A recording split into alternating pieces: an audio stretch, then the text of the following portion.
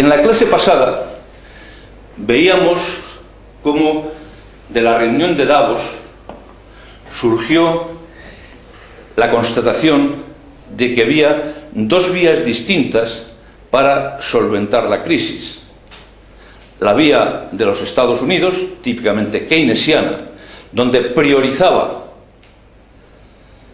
la lucha contra el desempleo, 9% de desempleo en los Estados Unidos, frente a los problemas de déficit y deuda pública, que son muy elevados, y cómo al éxito de esa estrategia está contribuyendo China, que sigue comprando deuda pública para que los tipos de interés se mantengan bajos, para que el dólar se mantenga bajo, el yuan se mantenga bajo y por lo tanto puedan aumentar las exportaciones chinas. Frente a esa receta típicamente keynesiana están las recetas neoliberales de Angela Merkel. Porque realmente lo que plantea Angela Merkel, si volvemos otra vez a la fórmula clásica del modelo keynesiano, es que la prioridad debe estar en toda Europa vinculada a la resolución de los problemas de déficit público y de deuda pública. ¿Por qué? Porque realmente Angela Merkel no tiene problemas de desempleo. El nivel de desempleo en Alemania es del 6,6%. Por lo tanto, ¿cómo le va a dar prioridad Angela Merkel al desempleo frente al problema de la deuda y el déficit público? Fijaos que luchar contra el desempleo y contra el déficit público y la deuda pública no son compatibles. Para luchar contra el desempleo ya sabemos subir la demanda global, bajar los impuestos para fomentar el consumo, bajar los tipos de interés para fomentar la inversión, aumentar el gasto público y una política exterior basada en un tipo de cambio prácticamente pues a la baja. O sea, realmente un tipo de cambio a la baja para que se fomenten las exportaciones. Esto es la lucha contra el desempleo. Claro, la lucha contra el déficit público supone subir impuestos y bajar el gasto público, que es lo contrario de lo que hay que hacer para luchar contra el desempleo. El problema está en que en España el desempleo es del 20% y el desempleo juvenil supera el 40%. Y entonces lo que está ocurriendo es que en dos situaciones totalmente asimétricas, Angela Merkel le está imponiendo al gobierno de España las políticas que son adecuadas para Alemania, pero son contraproducentes para España. Esto era previsible. Lo previó el Premio Nobel de Economía de 1999, Mundell. 1999. Premio Nobel de Economía. La divergencia en las situaciones existentes en España y en Alemania ya las había previsto el que fue Premio Nobel de Economía en 1999, Mundell, que fue Premio Nobel de Economía precisamente por el análisis de lo que se denomina la zona monetaria óptima. Y lo que él planteaba en su teoría es que cuando se plantea una situación de moneda única como el euro, inevitablemente, al tratarse de economías de estructura muy diferente, como pueden ser la alemana y la española, acaban produciéndose shocks asimétricos. Es decir, no todas las economías de todos los países de la Unión Europea en la zona euro van a crecer de la misma manera y van a tener el mismo tipo de problemas. Entonces, Mundell planteaba que para que exista una zona monetaria óptima se tienen que cumplir básicamente dos condiciones. Una, la convergencia de las magnitudes macroeconómicas,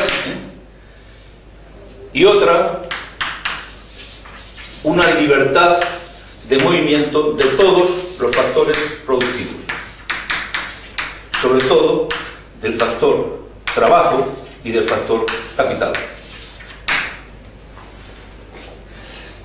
Lo que ocurre es que cuando se decide la creación del euro, se cumple uno de los requisitos de Mundell sobre la zona monetaria óptima, que es la convergencia de las magnitudes macroeconómicas a través de los acuerdos de Maastricht, que exigían que los países que fueran a integrarse en el euro tenían que tener una inflación muy parecida, unos tipos de interés similares, una deuda pública muy parecida y un déficit público también muy parecido. La deuda pública siempre tenía que ser menor del 60% del PIB, el déficit público menor del 3% del PIB. Y esto lo cumplían todos los países de la zona euro, porque si no, no hubieran entrado en el euro. El problema surge con la libertad de movimiento de los factores productivos, porque existe libertad de movimiento de capitales, pero el problema radica fundamentalmente en los derivados de la movilidad del trabajo. Bueno, pues esto es lo que se está planteando ahora en Europa, con esa oferta tan generosa de nuestra querida Angela Merkel a los estudiantes y universitarios españoles. El que realmente, si de hecho hay un 40% de desempleo juvenil, pues no hay problema, o sea, porque realmente todos, basta con que emigremos a Alemania. El problema radica en que existen barreras en Europa, que son barreras culturales, barreras idiomáticas, barreras de reconocimiento mutuo de títulos, a los que se está dando respuesta con una cierta lentitud. Evidentemente Europa va avanzando en este sentido.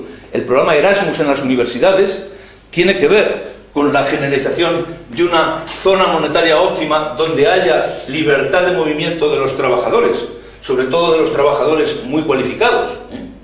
Y también el programa actual de Bolonia en las universidades tiene que ver con la creación de la zona monetaria óptima en Europa para el reconocimiento mutuo de los títulos universitarios y que pueda haber movilidad de todos los universitarios en Europa. Pero eso resuelve una parte del problema, que es el problema de los universitarios, y de manera deficiente, porque ahora pues lo que está ocurriendo es que, claro, ante esta situación tan dramática en España, todos a Alemania, y el Instituto Goethe en Madrid está bloqueado por demandas de universitarios españoles tratando de aprender alemán. Claro, es una situación absolutamente artificial y es un parche que no resuelve el problema gravísimo de un 20% de desempleo en España y de un 40% de desempleo juvenil. Y realmente el problema está en que desde el momento en que nuestra querida Angela Merkel está imponiendo la política económica que le interesa a Alemania, a España, haciendo que subamos los impuestos y bajemos el gasto público, pues realmente lo que estamos haciendo es alimentar el desempleo en España.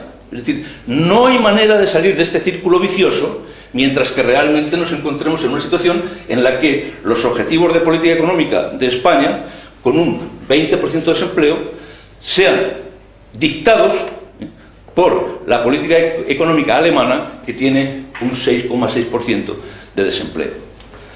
La cuestión está en que, si nos vamos al origen de lo que está ocurriendo, es decir, por qué, de hecho, Angela Merkel está imponiendo a España la política económica que le interesa a Alemania, pues hay que retrotraerse al hecho de que los bancos españoles solicitaron una gran cantidad de créditos a los bancos alemanes, están muy endeudados con los bancos alemanes, y por lo tanto, en esa secuencia que decíamos el otro día, de que los bancos, en este caso españoles, prestan a los promotores inmobiliarios para que construyan casas y prestan a las familias para que realmente compren las casas que construyen los promotores inmobiliarios y además se endeudan con otros bancos, pues realmente esta deuda con estos bancos son precisamente y fundamentalmente alemanes.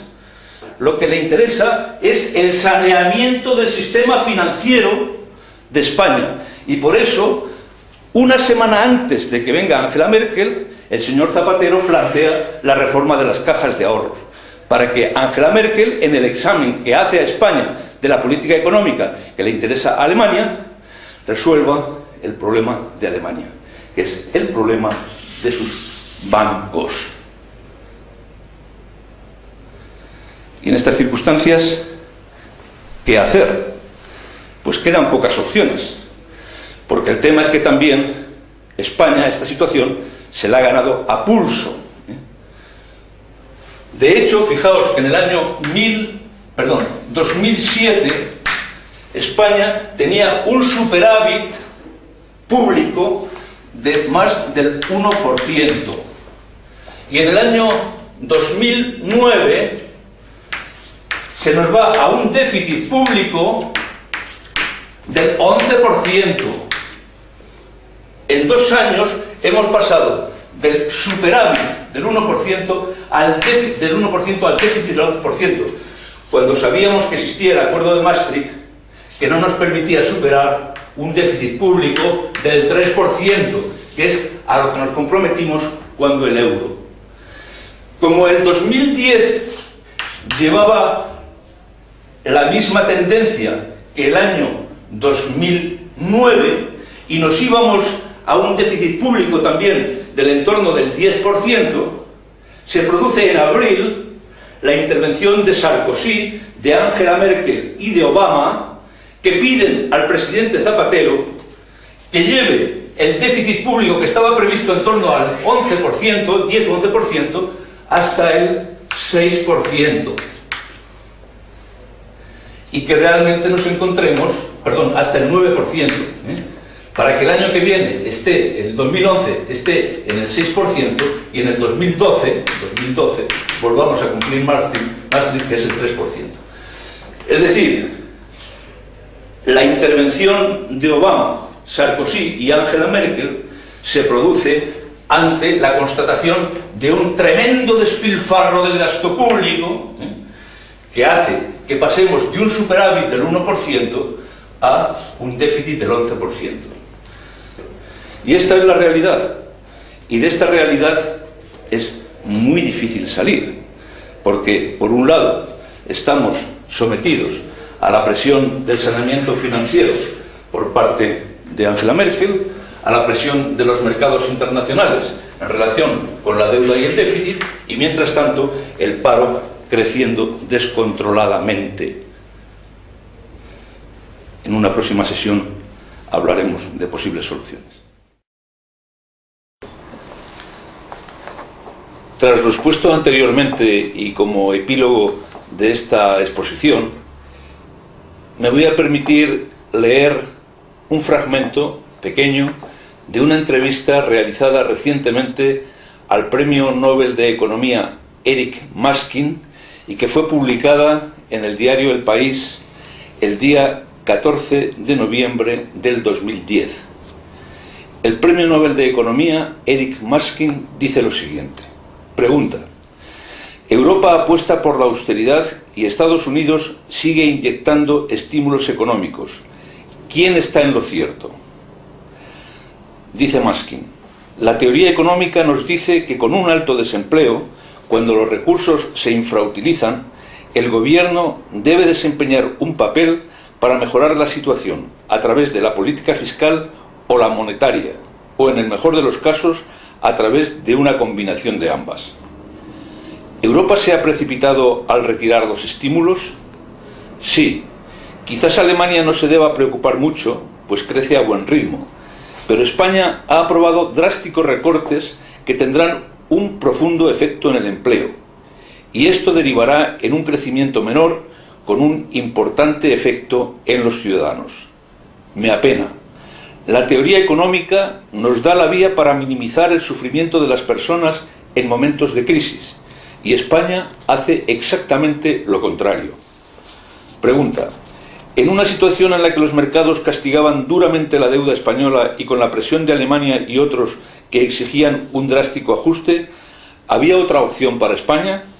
Respuesta: puede haber razones políticas. No es mi papel decir cómo tiene que ser la política española.